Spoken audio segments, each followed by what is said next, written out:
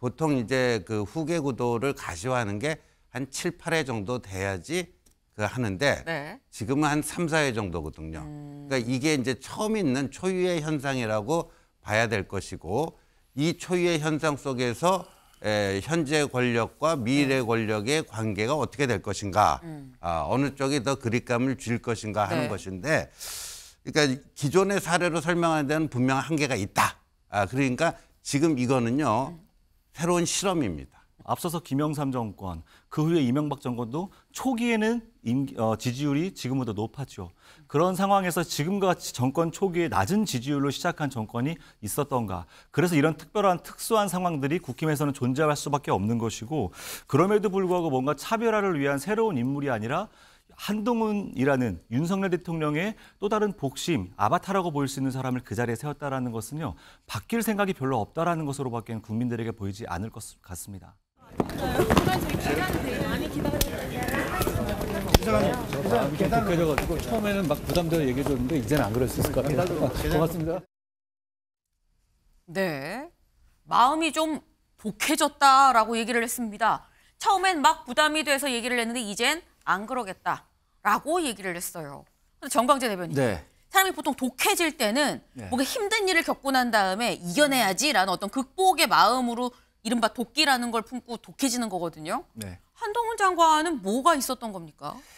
일단 뭐 말을 많이 하셨다라는 평가를 하셨는데 네. 말을 많이 했다기보다는 필요한 말을 한 거죠.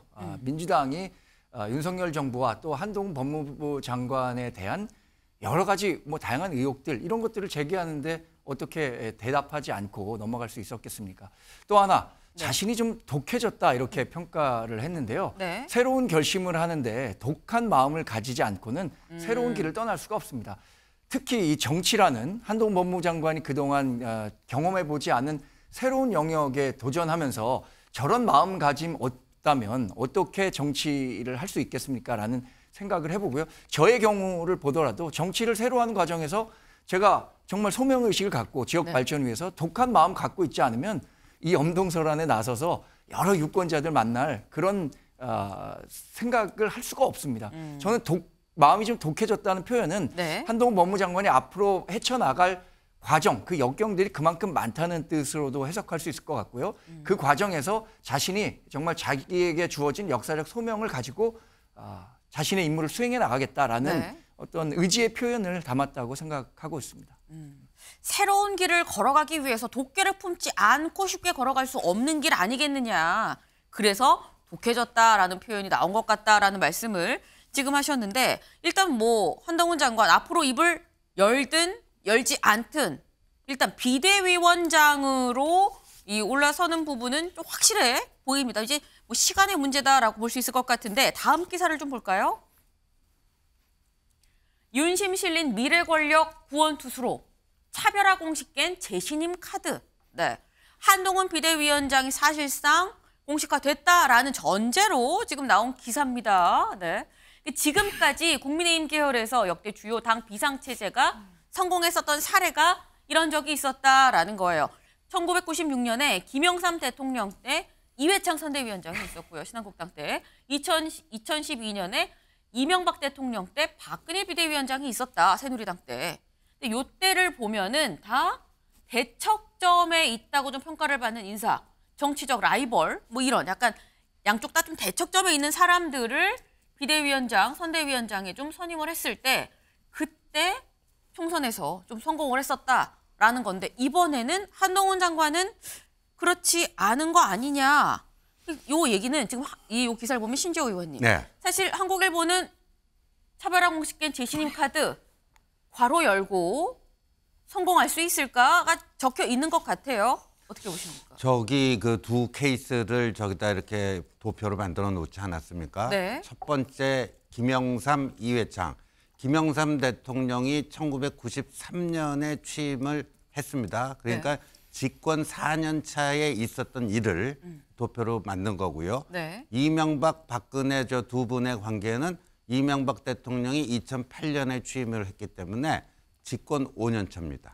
근데 지금 윤 대통령은 집권 2년 차 아닙니까? 그러니까 네. 이제까지의 사례로 지금의 현상을 설명하는 데는 분명한 한계가 있습니다. 야구로 따지면 9회인데 보통 이제 그 후계 구도를 가시화하는 게 한 7, 8회 정도 돼야지 그 하는데 네. 지금은 한 3, 4회 정도거든요.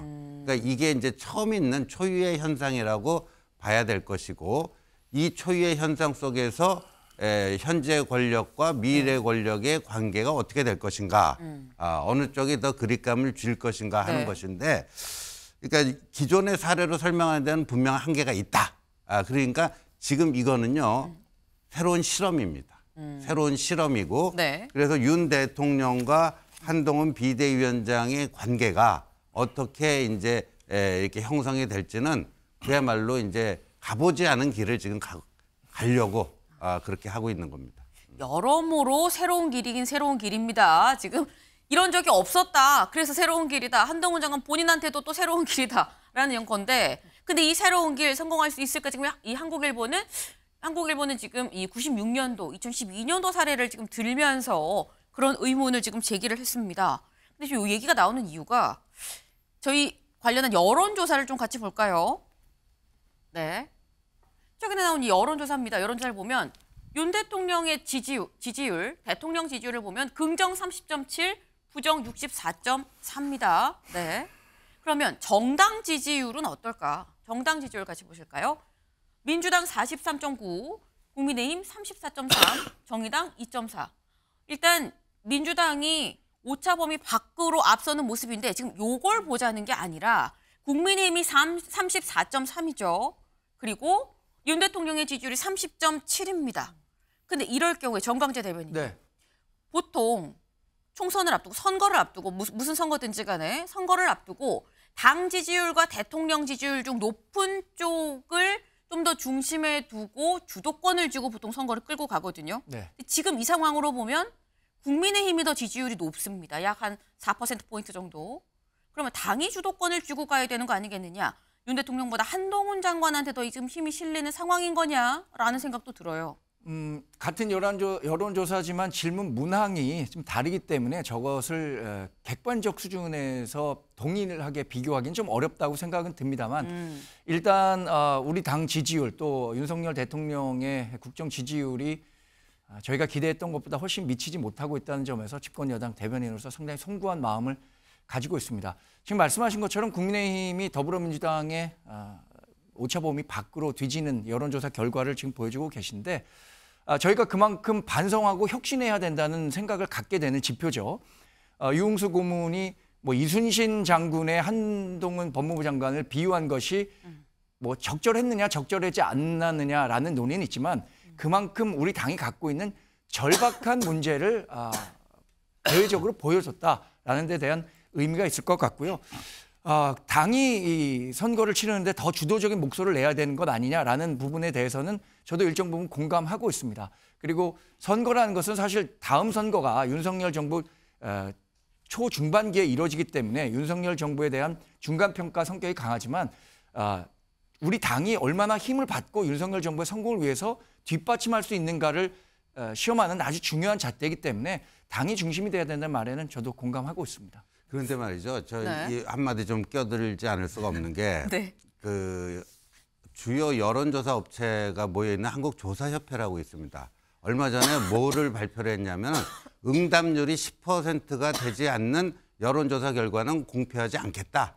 이런 발표를 했는데 네. 저기 이제 그 응답률을 표시를 안 했는데 저 ARS 조사입니다. 제가 봤을 때는 2, 3%일 겁니다. 2, 3%일 거라고 보는데 그러니까 그 응답률이라는 게 전화를 걸어갖고 전화를 받은 사람 중에 몇 명이 응답을 했는가. 전화를 아예 안 받은 사람은 카운트도 안 합니다. 그래서 지금 선진국에서는 저런 식의 응답률 2, 3%짜리 여론조사는 취급을 안 합니다. 그러니까 우리 MBN도 공정과 신뢰를 모토로 하고 있는 이런 네. 방송사 아니겠습니까? 알겠습니다. 일단 참고로 말씀드리면 이 여론조사는 응답률이 6.4%라는 점도 같이 좀 말씀을 드립니다. 네. 그러니까 이 여론조사를 좀 믿을 수 있는 여론조사냐라는 게 지금 대체적인 여권의 반응이신 것 같아요. 근데 당이 주도하는 선거다라는 점에서 아까 공감한다라고 정광재 대변인 말씀하셨는데 신장현 위원님. 네.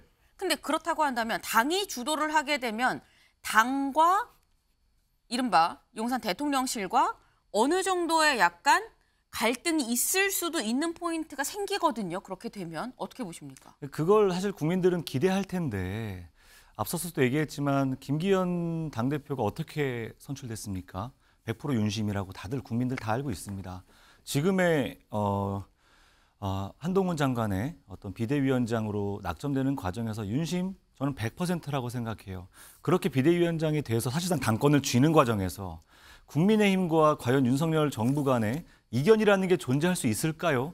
예, 저는 단순히 지지율로만 볼 수 없는 앞서서 말했지만 되게 특별한 상황이에요. 특수한 상황이고요. 다만 여기에서 꼭 제가 말씀드리고 싶은 것은 윤석열 정부처럼 정권 초반에 이렇게 지지율이 낮은 정권이 있었느냐라는 거예요. 앞서서 김영삼 정권, 그 후에 이명박 정권도 초기에는 지지율이 지금보다 높았죠. 그런 상황에서 지금과 같이 정권 초기에 낮은 지지율로 시작한 정권이 있었던가. 그래서 이런 특수한 상황들이 국힘에서는 존재할 수밖에 없는 것이고, 그럼에도 불구하고 뭔가 차별화를 위한 새로운 인물이 아니라 한동훈이라는 윤석열 대통령의 또 다른 복심, 아바타라고 보일 수 있는 사람을 그 자리에 세웠다라는 것은요, 바뀔 생각이 별로 없다라는 것으로밖에 국민들에게 보이지 않을 것 같습니다. 네. 지금 일단 우려된다라는 취지의 말씀을 아까에 이어서 좀 같이 말씀을 주셨는데, 아까 저희가 이제 한국일보에서 비교를 한 거는 이회창 전 총재 그리고 박근혜 당시 비대위원장 두 사람의 사례를 같이 놓고 좀 비교를 했습니다. 그런데 이 사람은 황교안 전 대표랑 좀 비슷한 거 아니냐라는 얘기를 합니다. 그 목소리 들어보고 오시죠. 한동훈 장관이 공교롭게 너무 지금 포지션에서 그러니까 1년 전 시점으로 황교안 대표랑 너무 닮았다. 선거 경험이 없다는 건 무시무시한 겁니다. 네. 제가 그때 합당에서 최고위원으로 황교안 대표님 모셔봤지만 진짜 인품도 좋으시고 다 좋은데 네. 선거에 대해 가지고 너무 좀 몰랐구나. 우유부단하셨어요. 사실 그 한동훈 장관도 오늘 제가 놀랐던 게 뭐 어제 그런 약간 좀 논란스러운 답변이 있은 다음에 네. 오늘 기자 질문을 이제 안 받으려고 한다는 거예요. 네, 이준석 전 대표입니다. 이준석 전 대표가 황교안 전 대표랑 한동훈 법무부 장관이랑 너무 겹치는 거 아니냐. 그래서 우려가 된다. 왜냐하면 황교안 전 대표가 실패했기 때문에 똑같이 실패하는 거 아니겠느냐라는 취지로 지금 얘기를 했어요. 장현주 변호사님. 네. 한동훈 장관과 황교안 전 대표 닮은 꼴이라고 보십니까? 닮은 점 분명히 존재하죠. 마치 평행 이론 같기도 합니다. 국민들 보시기에는 황교안 전 대표의 어떤 이력들 그리고 정치 역정들을 봤을 때 사실 한동훈 장관과 겹치는 점 많다라고 생각하실 텐데요. 특히 황교안 전 대표도 박근혜 정부 시절에 법무부 장관도 거쳤고 그리고 국무총리도 거쳤습니다. 그 이후 이제 전신이었던 미래통합당이었죠. 그 자유한국당 미래통합당의 당대표로 이제 화려하게 정치권에 오시면서 많은 주목을 받았던 것도 분명하고 당시에는 거의 보수의 황태자의 느낌도 분명히 있었습니다. 그리고 차기 대권 주자로서도 굉장히 큰 존재감이 있었던 분이었다는 것 다들 기억하실 겁니다. 그러나 그 이후에 황교안 전 대표의 행보에 대해서는 많은 국민들이 다 기억을 하실 것으로 생각이 드는데요. 그렇기 때문에 한동훈 장관도 지금 비대위원장으로 들어와서 어떤 행보를 하느냐에 따라서 황교안 전 대표의 그런 길을 따라갈 가능성도 있다라는 것이 또 정치권의 많은 분석인 것도 사실입니다. 그렇게 보는 것들 중에 하나가 지금 계속 이야기가 나오는 것이 당정 간의 수직적인 관계를 극복할 수 있을 것이냐 이 부분인 것인데 사실 저는 수평적인 관계는 기대하지도 않고요. 앞으로 어쩌면 더 종속적인 관계가 될 수도 있겠다라는 생각마저도 듭니다.